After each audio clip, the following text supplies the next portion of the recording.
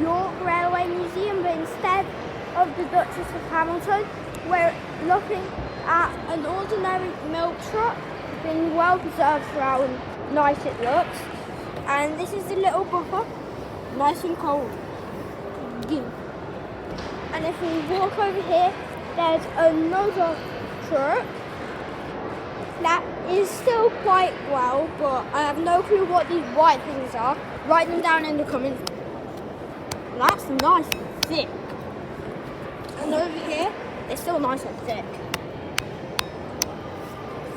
And if we walk around here, we have this, the actual side where they move things that are on. And then if we come over here to the rocket, the rocket is one of the oldest, 1960.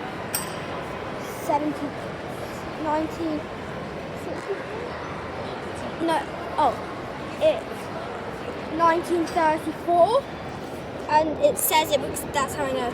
It's a replica of 1934. It was actually made in 1829. The official model was. And then we go over here,